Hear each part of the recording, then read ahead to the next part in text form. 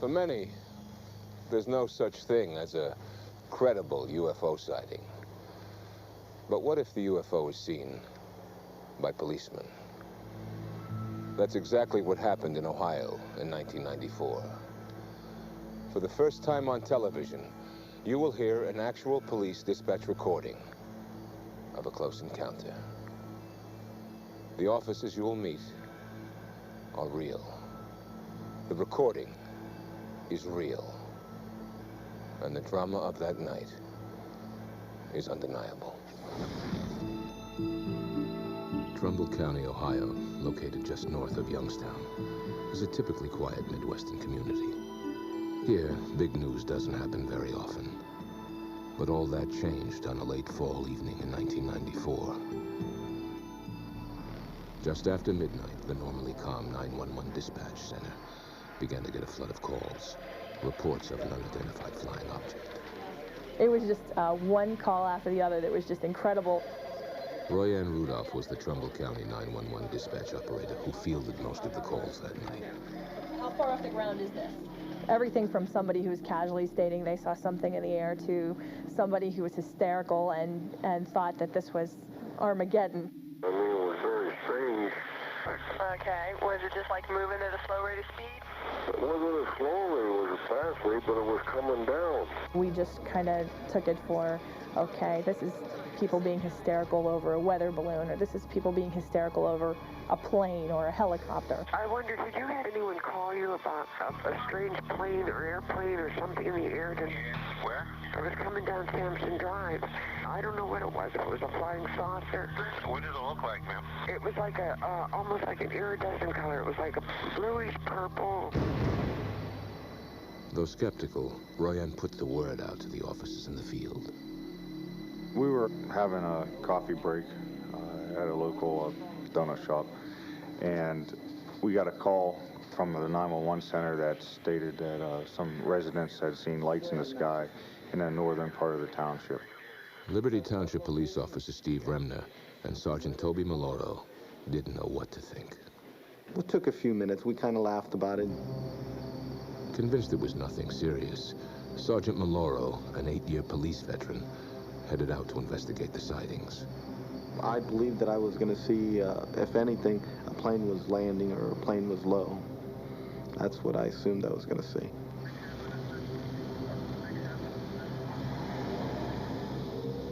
I thought Toby would come back with some kind of comfortable solution that we could offer these people who were upset.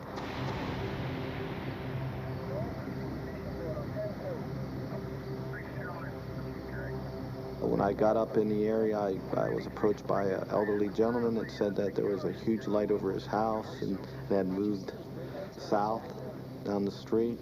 I proceeded down Sampson Drive, approximately a quarter mile. Sergeant Toby Maloro was about to become a part of UFO history. Everything shut off in the vehicle. I didn't understand what was going on. My car completely stopped. And that's when the light hit the vehicle.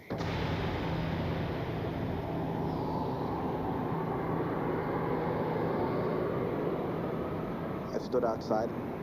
I was a little bit dumbfounded. I didn't know what exactly it was. I had to shield my eyes. All I could see was a very intense white light. It seemed to be more intense in the center of it. I know it was huge.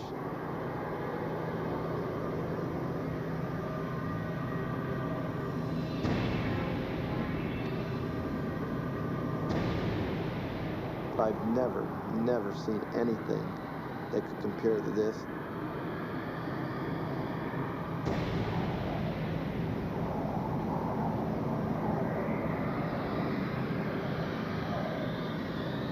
And the thing that was very strange was there was no sound. After 30 seconds, the object moved off, away from his patrol car.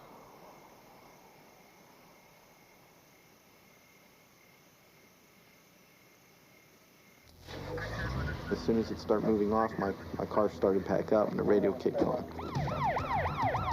Maloro quickly began pursuit of the unknown flying object.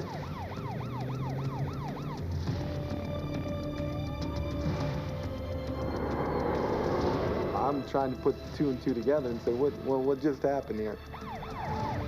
Unable to keep up with the UFO, Maloro radioed into dispatch over police channels. 914 to radio. It's heading in a northerly... He told me in a very serious tone, I saw something. And I said, Toby, you're joking. And he came back and he said, Roy, I saw something. You could see a red glow up in the sky. It was huge. This thing wasn't making no noise. This isn't funny anymore because it's getting to the point where I don't know whether to believe him or not. Well, was it moving or was it just... Yeah, it was glowing. It was moving. You could see it like up in the air, glowing and getting further away from me. People are serious. They're very upset. Whatever it was lit up, I mean, literally, if you were underneath it, you could see it would be like daylight, but red light. An object did come down at a low elevation over this area. UFO researcher Kenny Young broke the story of the Trumbull County incident. It was then observed by numerous other police officers from different agencies who were able to pursue the object coming from different locations. They were able to triangulate its position. It's south of all-82. I'm moving east now on it. Okay, Dave, it looks like it's flickering more now, and it looks like it's running a little east of me now. Hey, Walter, chase it back north. I want to see this thing. At least 14, 15 officers said that they saw something and were discussing it freely on their channels. It's going pretty good. It's all the way into Liberty now. It's going how far it's visible. You should be able to see it. It changes colors from white to red to green. The sucker has not moved. We have multiple departments right now that have sightings on it. The sightings started to spread out to neighboring streets, to other communities were saying they were also seeing the same thing. It took a whole different meaning and level of seriousness. We contacted the airport control tower to ask them to check their radar. We have a report of some flying object in our jurisdiction. Do you know of anything that should be in our airspace this time, close to the ground? Right. This is not a prank phone call, I swear. You can call me back to verify. Look at the radar scope, and I go 60 mile diameter of Youngstown, and there is nothing out there. That's when I got the chill that, okay, everybody can't be making up the big bright light story. According to all the people I've spoken with, the FAA tower operator in the tower should have been able to see the object from his vantage point. I don't see anything out there, nothing on the radar scope. Young requested the identity of the FAA tower operator through the Freedom of Information Act. But his request was denied. I would like to ask him, could you visually observe something from your vantage point, 60 foot up in the air in a tower? As the other officers got closer to the object, they radioed in with dramatic descriptions. They were able to discern a parachute-like appendage attached to the object.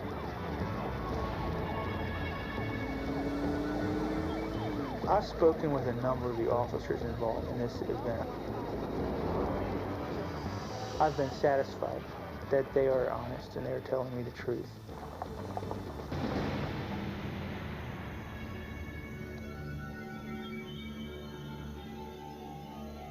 One officer even said he saw a structured object while viewing it through binoculars. Just pulled off. There's definitely a structure there on 429, what you saw. I can see an upper structure off the main point of the lighting. Right, yeah, something with a different colored lighting to it. I had no idea what was going on. You had so many calls coming in from different locations. Lieutenant James Baker of the Brookfield Township Police Department heard the amazing UFO reports on his radio. I wanted to see for myself what everybody was looking at. I decided to go to the old radar tower. This is the highest point in Brookfield Township, and I'm told in Trumbull County. What he saw when he got to the top of the tower wasn't just one UFO. He saw three. They formed a sort of triangle pattern with the center light being raised up above the other two. Oddly enough, they were changing colors simultaneously from red, yellow, blue, and green. All three lights would change at the same time. I got them right here. I'm looking at them. What the hell is it? They're sitting stationary. I got 3 of them. What do they look like? I've got 4 discernible colors. I got red, yellow, green, and blue. And the one just was like flashes. So if they're those planets those guys were talking about, then they're planets with Christmas lights on. This is weird. Oh my God, I hope that's a plane. Oh, please be a plane. Oh, please. I see 3 lights changing colors, and I've heard no concrete explanation of what they are. And I certainly would welcome any explanation.